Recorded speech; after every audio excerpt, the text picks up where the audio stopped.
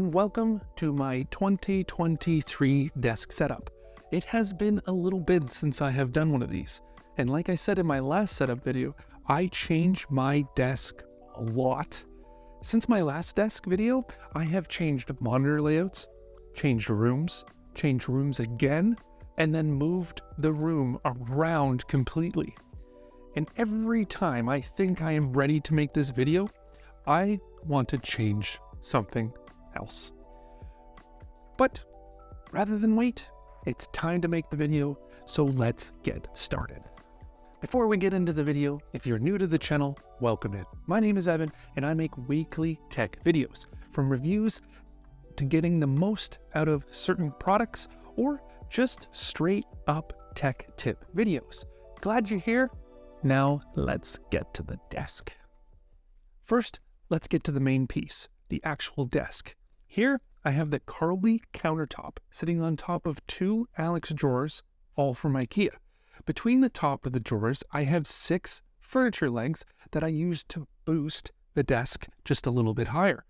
I always felt when the desk was on top of the Alex drawers, when I would rest my arms on the table, it just felt too low, and it became uncomfortable after long uses. So I had a decision to make: either scrap the drawers and move over to a sit-stand desk, or try something like this. As you can see, I decided to go with the furniture legs, and I have enjoyed this for over a year. But I do think the next big move in this space is to move over to a sit-stand desk. But I would need one with a big enough table surface to house everything on my desk, or to be able to use my current desktop. Leave some suggestions down below in the comments of what you are currently using or have used in the past, and whether you liked it or not. And maybe we try some in the future. Now, when I originally built this desk, I did have a different chair. I had the gaming chair that I had picked up from Costco. It was great, but for long sitting sessions, I knew I needed something a little more comfortable. And when researching chairs, I found something that was interesting. Why do I need arms on my chair? They really just get in the way. You can't tuck your chair in with them being attached to your chair. And this allows me, if I remove them, to get closer to the desk. You really only need them when you are sitting on the chair alone. And when sitting at my desk, my arms are resting on the table itself. So this is where the Jarf Jallet, I mumbled that one, from IKEA came into play. You can buy these without the arms, and I was able to pick up 2 of these during a time when office chairs were scarce. And since I have really enjoyed the chair, it has adjustable lumbar support for your lower back, an adjustable seat which slides forward and backward depending on your height and what you find comfortable, as well as an adjustable headrest. Oh my goodness! If your chair does not have a headrest, either MacGyver something to give you one, or go out and pick one up with it, because it changes the way you sit in your office chair. Just having the ability to lean back into your headrest is such a relaxing position. If I am seated here and just want to take a quick break and lean back to give me a thought or do something, it just gives me a comfortable position. Or if I want to watch something on my top 2 monitors, lean back and it's like sitting on a couch. It's wonderful. Now let's go over to the computer.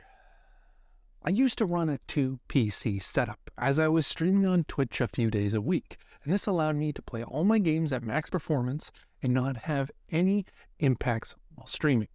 But since I have taken a break from streaming, and I have moved over to a single PC setup, which is a custom-built PC.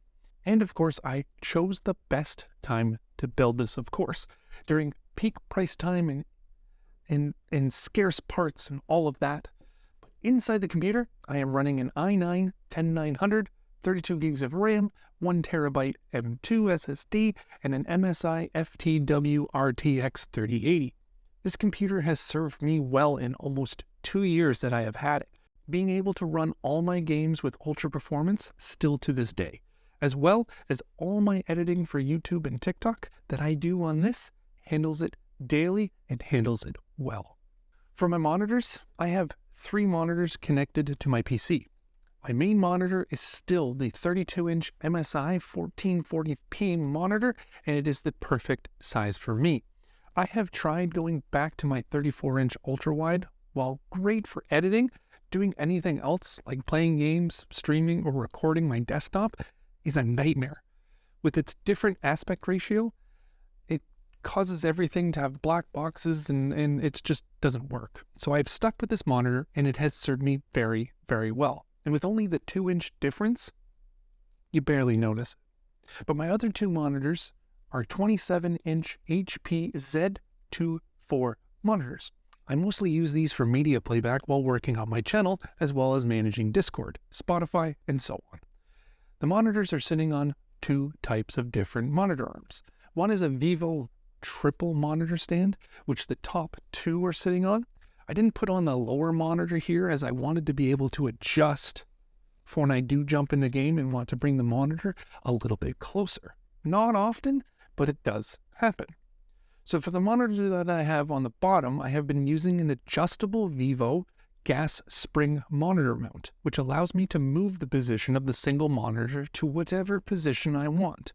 So whether it's further back while editing or bringing it closer while gaming. So now let's get to the desk items. We'll go from left to right.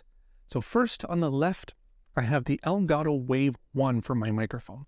This thing is crazy good for a USB microphone. It unlocks Wave software for all of your audio channels and allows you to use VSTs, which are a game changer. It is a great microphone and well priced, and I think it's actually down to about $50 right now. So if you're looking for a microphone, definitely check this one out. But that microphone is attached to the Elgato microphone arm. I learned my lesson from buying those cheap mounts off Amazon. Definitely recommend to anyone buying name brand mounts. They are much, much better, and you will not pinch your fingers like I did with those. Next to that is my camera mount. Attached to it is my Canon M50 Mark II. This is the camera I use for recording YouTube videos, TikToks, and for streaming. Here I have it connected via mini HDMI to a capture card, which allows for higher resolution rather than using the USB port. Using this allows me to get 1080p rather than 720p, which is locked in the USB port. Next is the original Stream Deck. I use this for everything, from editing, streaming, recording. Anything that can be done via a button combination can be programmed to this. And it has only gotten better as time has gone on.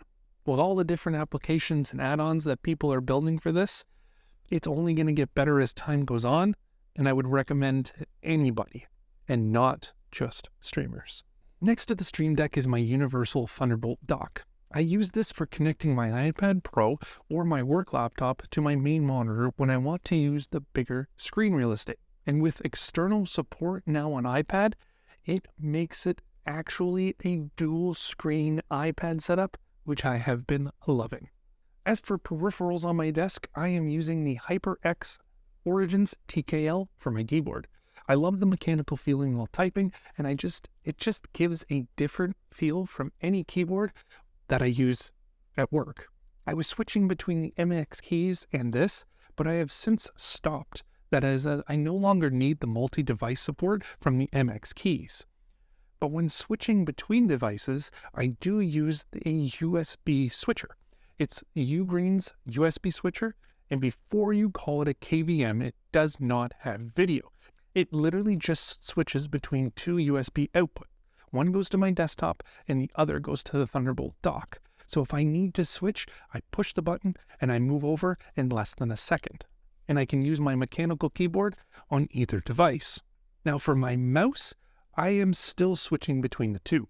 For editing and anything work I need to get done, I am using the MX Master 2 mouse from Logitech. I love the side scroll and the shortcut keys on the mouse. And for productivity, nothing really beats this. I haven't upgraded to the new 3, or I think there's a 3 Plus, because it's doing fine, and when this one goes, I'll upgrade to the latest of that one. When gaming, I switch over to the Glorious Model O Wireless. It's super light, feels great in the hand, great connectivity, battery, no issues. Big recommend. I switched from a Logitech, I think it was a 500 mouse. The weight difference going from that mouse to this mouse took a little bit of getting used to, but definitely worth it.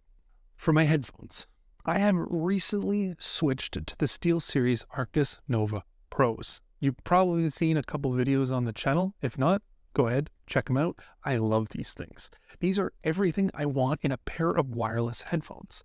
I did recently upgrade the cushions to some Wicked cushions, which have thicker pads and cooling gels, and I cannot recommend more if you have these.